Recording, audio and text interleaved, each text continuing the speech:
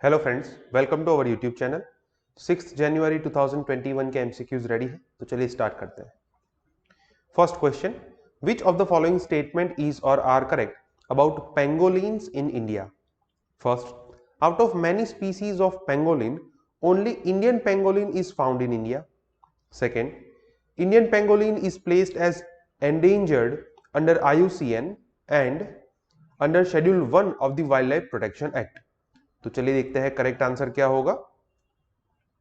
Correct answer is B, second only, first is incorrect.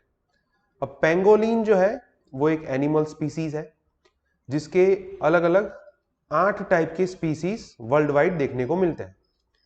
उसमें से 2 स्पीसी India में देखने को मिलते हैं। So out of 8 total species of pangolins, 2 are found in India. One is Indian pangolin and other is Chinese pangolin, right? और यहां पे क्या लिखा है? Only Indian pangolin. इस वजह से ये फर्स्ट स्टेटमेंट जो है वो इनकरेक्ट होगा। सेकंड जो है वो करेक्ट है कि IUCN रेड लिस्ट के अंदर ये एंडेंजर्ड कैटेगरी में है, Indian pangolin particularly. Chinese pangolin जो है वो क्रिटिकली एंडेंजर्ड कैटेगरी में है और दोनों स्पीसीज जो है वाइल्ड लाइफ प्रोटेक्शन एक्ट के अंदर शेड्यूल 1 में है। So the answer is B, second only. So अभी इसके पोचिंग को लेके काफी सारे बनाव बन रहे हैं, तो इसके चलते ओडिशा फॉरेस्ट डिपार्टमेंट जो है उन्होंने गाइडलाइंस जारी की है और इसलिए ये पर्टिकुलर एनिमल जो है वो न्यूज में है। Second question, which of the following statement is or are correct about sexual harassment of woman at workplace, Prevention, Prohibition and Redressal Act 2013. First, the act mandates that every employer constitute an internal complaints committee at each office or branch with 10 or more employees. Second, persons working under prevention of sexual harassment are considered as public servants. तो चलिए देखते हैं correct answer क्या होगा।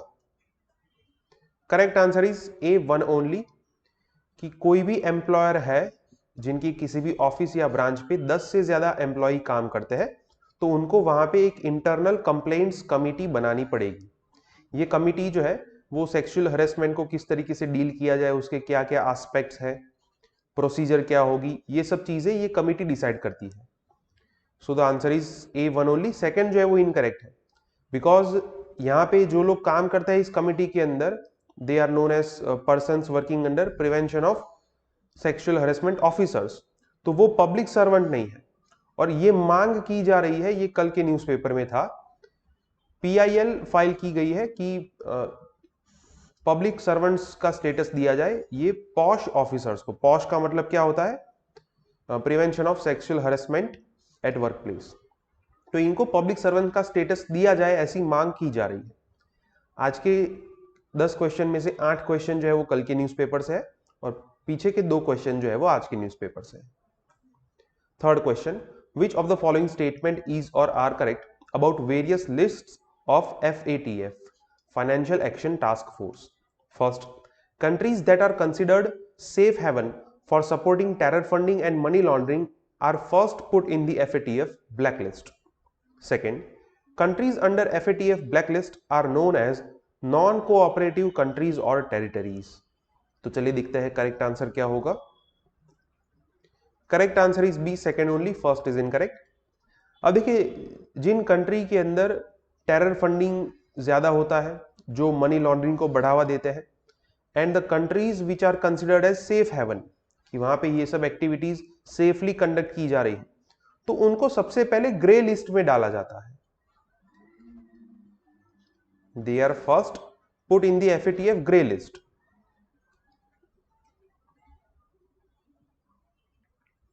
फिर उसके बाद उनको एक गाइडलाइंस दी जाती है कि ये प्लान्स जो है वो आपको इंप्लीमेंट करने पड़ेंगे to curb the terror funding.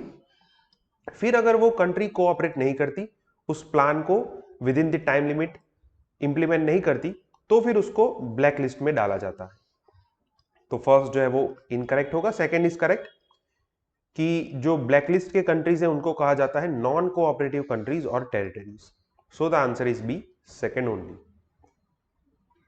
सो पाकिस्तान को अभी ग्रे लिस्ट में डाला है और उनको बार बार टाइम लिमिट दी जा रही है कि वो FATF के प्लान्स को इम्प्लीमेंट करे, उसके चलते ये कल के न्यूज़पेपर में आर्टिकल था।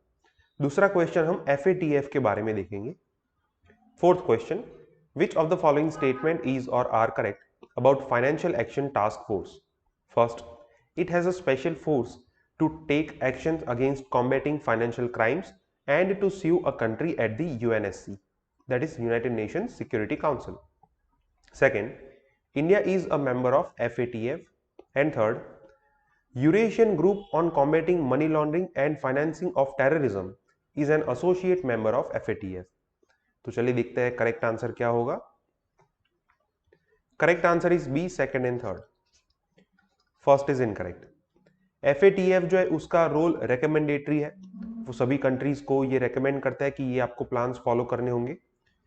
यूनाइटेड नेशन सिक्योरिटी काउंसिल के अंदर किसी को स्यू नहीं किया जाता, किसी के ऊपर केस नहीं किया जाता।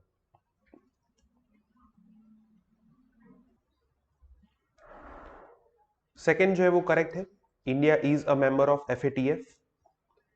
थर्ड जो है वो भी करेक्ट है, ये Eurasian group on combating money laundering and financing of terrorism जो है, जिसके अंदर रिसेंटली इंडिया ने पार्टिसिपेट किया था, उसके अंदर टोटल 9 मेंबर्स हैं। There are total 9 members. कौन से मेंबर है लिख लीजिएगा, India, Russia, China, Belarus, Kazakhstan, Kyrgyzstan, Tajikistan, Turkmenistan and Uzbekistan. तो ये टोटल 9 कंट्रीज है, they are the members of this Eurasian group.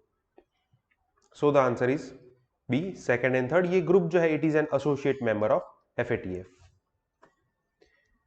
Again ये FATF के बारे में काफी सारी चीजें यहाँ पे की गई है कि उसका मैकेनिज्म किस तरीके से चलता है, ये सब बेसिक चीजें आपको पता होनी चाहिए। Fifth question, the term Makkal Needhi Maiam recently seen in news is associated with dash. Option A Kerala, Option B Andhra Pradesh, Option C Telangana and Option D Tamil Nadu. तो चलिए देखते हैं करेक्ट आंसर क्या होगा। Correct answer is D, Tamil Nadu. ये एक political party का नाम है जो कि रिसेंटली जो वहां के फिल्म स्टार है कमल हसन, उनके द्वारा बनाई गई है। तो ये एक पॉलिटिकल पार्टी का नाम है which was made in the state of Tamil Nadu, वहां के इलेक्शंस के लिए। तो ये पार्टी अभी न्यूज में इसलिए है बिकॉज उनके एजेंडा के अंदर वुमेन एम्पावरमेंट को लेके काफी सारी बातें की गई है। तो ये काफी अच्छा आर्टिकल है, इसके ऊपर हम दूसरा क्वेश्चन देखेंगे। Sixth question, which of the following statement is or are correct? First, women in Asia Pacific perform unpaid care work out of total hours higher than any other part of the world. Second, India's GDP does not count unpaid works done by women within household. तो चलिए देखते हैं correct answer क्या होगा। Correct answer is C, both 1 and 2। ये दोनों statement correct है।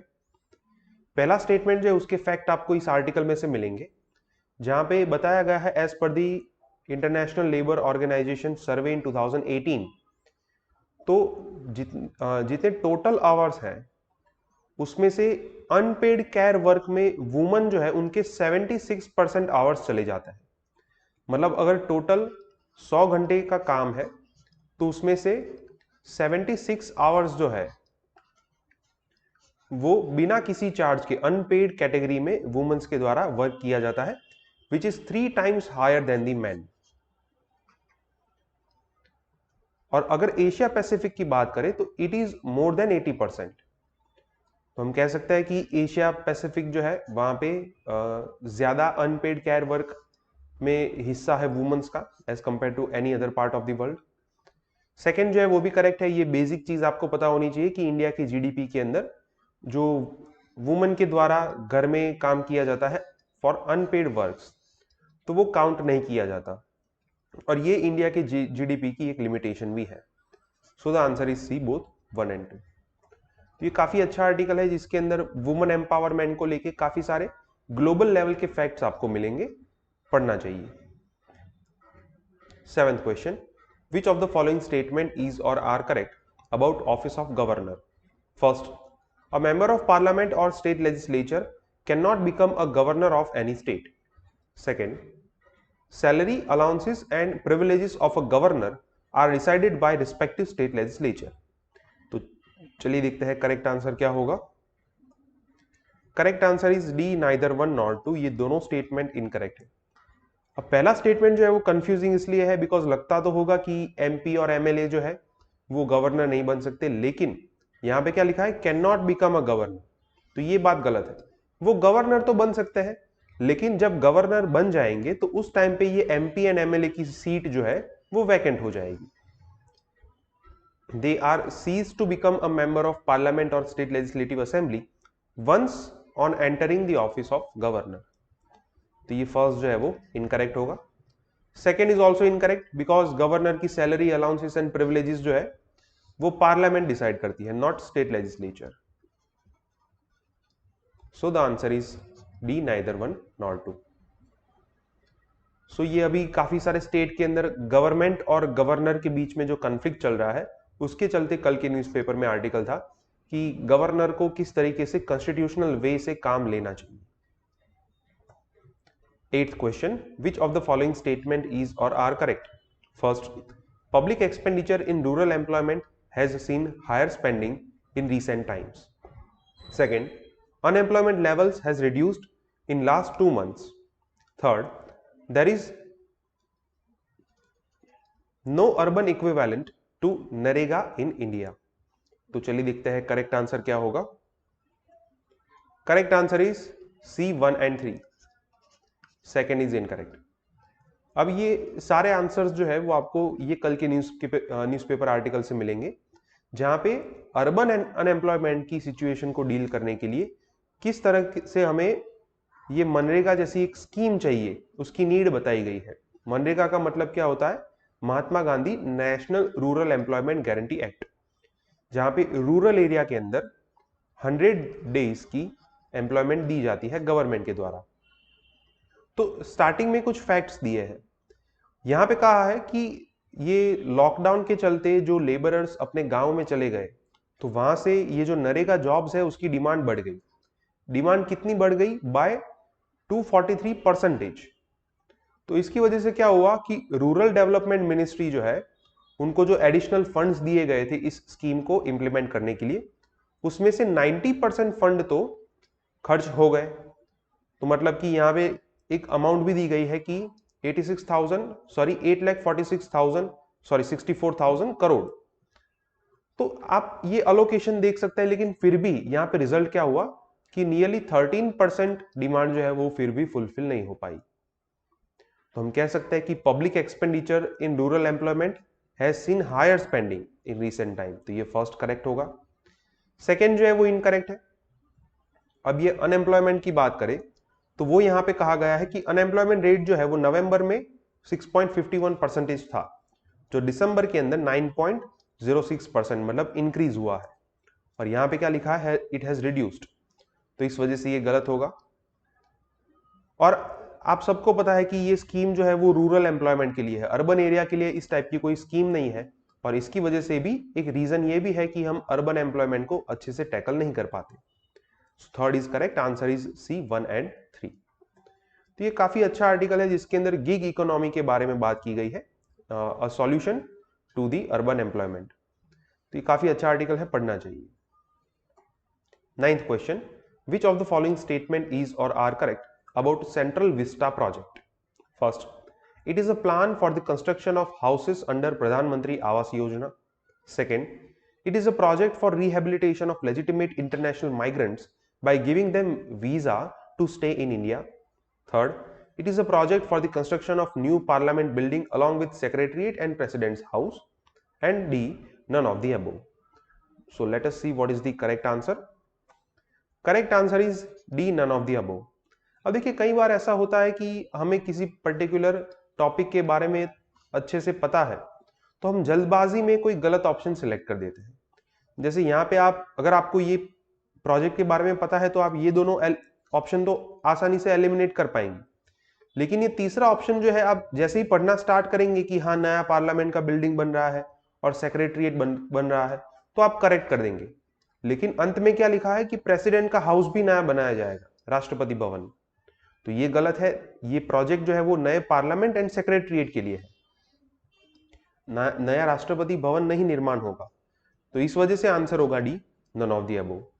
तो जल्दबाजी में ऐसी गलती जो है वो हमें अवॉइड करनी चाहिए। उसकी वजह से क्या होगा कि आपके मार्क्स जो है वो जहां पे नहीं जाने चाहिए, मतलब कि नेगेटिव में नहीं जाएंगे।